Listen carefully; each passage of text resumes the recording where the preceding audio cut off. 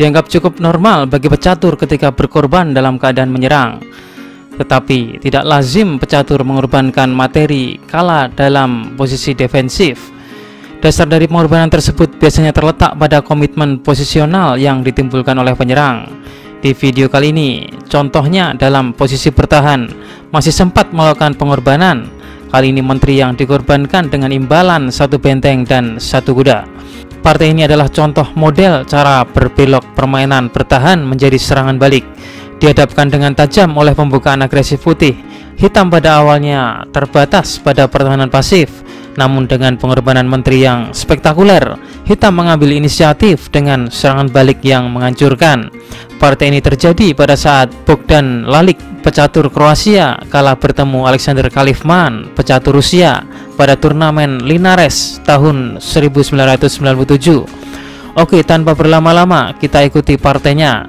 Lalić yang memegang putih memulai dengan pion D4, dibalas Kalifman kuda F6, selanjutnya C4 dan C5 oleh Kalifman.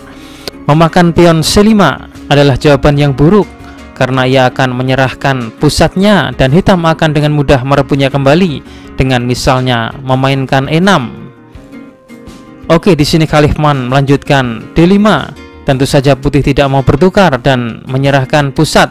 Kalifman melanjutkan B5. Ini adalah langkah kunci dari gambit Bengko. Hitam menawarkan pion untuk membuka jalur perwiranya di sisi sayap menteri dan melemahkan rantai pion pusat putih. Lalić kemudian menerima pion itu dan kembali Kalifman membuat langkah taktis pion A6, kembali menyerahkan pionnya.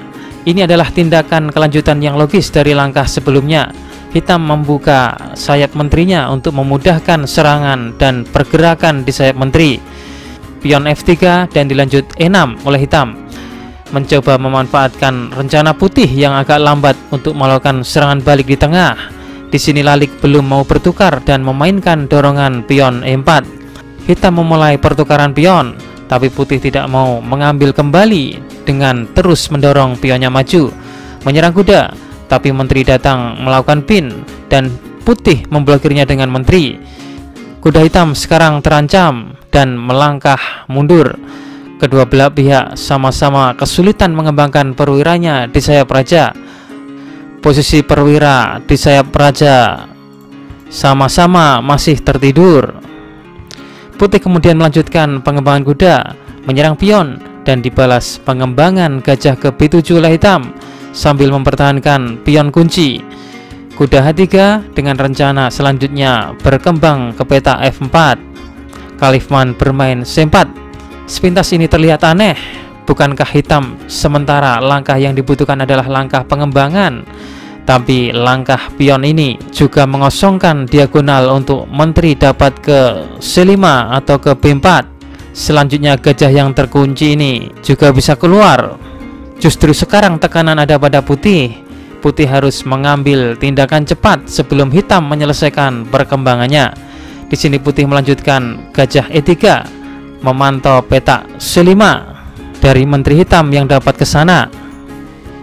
Pion makan pion dan di sini putih melakukan rokade panjang.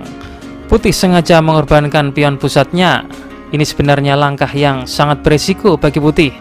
Putih melakukan rokade di sisi yang hitam malah dapat melakukan serangan dengan benteng dan menterinya. Tapi jika putih melakukan rokade di sayap raja, ia terkendala tempo dengan mengembangkan gajahnya yang posisinya terkunci. Dalam posisi ini bila menteri makan pion, maka putih memiliki langkah kuat F4 yang memaksa menteri mundur dan langkah berani benteng makan pion. Setelah gajah mengambil, kuda makan, maka menteri harus bergerak.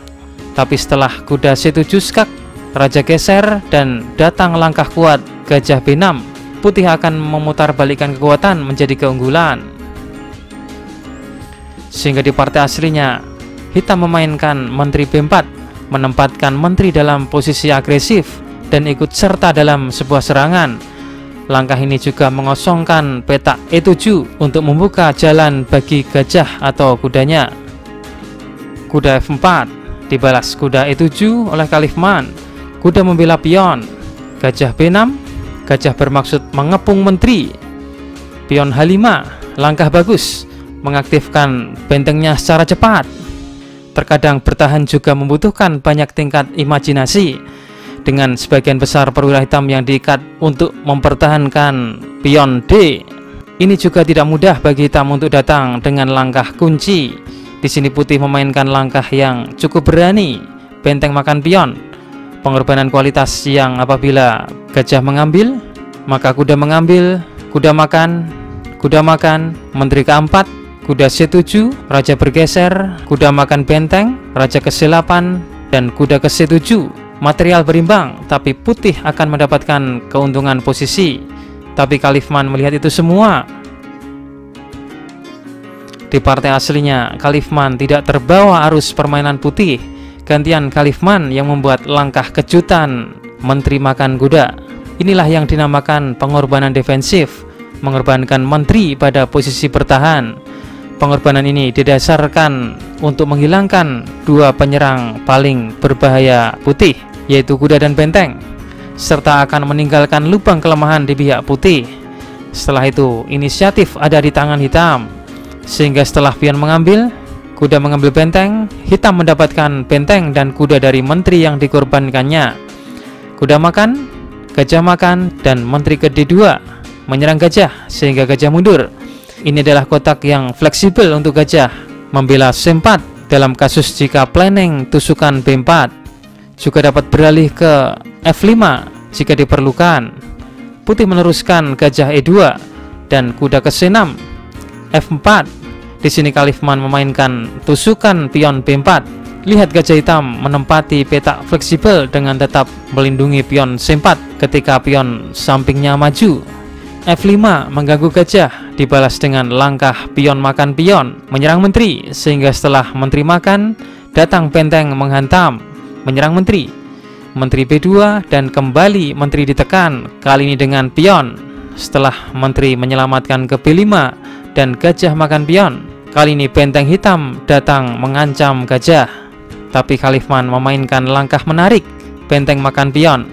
Pengorbanan yang menarik ini melengkapi serangan yang dimainkan dengan baik oleh Khalifman, sehingga setelah benteng makan gajah, datang kuda ikut serta dalam serangan, membentuk jaringan mat, datang ancaman mat dengan benteng di baris terakhir, sehingga terpaksa putih menjaga dengan menterinya, menjaga dari ancaman mat.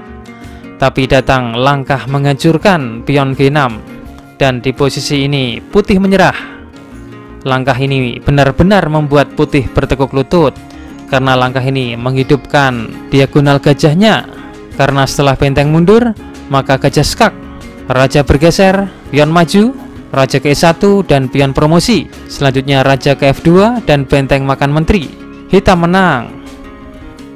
Atau bila gajah putih menutup, maka benteng makan menteri. Hitam unggul satu benteng penuh. Partai ini adalah contoh model cara berbelok permainan bertahan menjadi serangan balik. Dihadapkan dengan tajam oleh pembukaan agresif putih. Khalifman pada awalnya terbatas pada pertahanan pasif, namun dengan pengorbanan menteri yang spektakuler, hitam mengambil inisiatif dengan serangan balik yang menghancurkan. Jawaban asal otak video kemarin, jawabannya menteri ke-6, skak. Langkah paksaan yang apabila benteng mengambil, maka gajah mengambil, raja maju, dan kuda melakukan skakmat. Atau bila menteri tidak dimakan dengan raja ke E7, maka kuda skak, benteng mengambil, gajah skak, pion menutup, pion mengambil, raja F7, menteri skak, raja F8, gajah skak, benteng menutup, dan menteri skakmat. Atau bila menteri mengambil, maka menteri skak, gajah menutup, benteng skak, raja ke D6, dan gajah makan menteri. Putih menang. Oke, kita masuk ke segmen asa otak. Temukan langkah terbaik putih untuk memenangkan permainan. Jawaban asa otak ini akan kita tampilkan di video selanjutnya. Selamat menganalisa.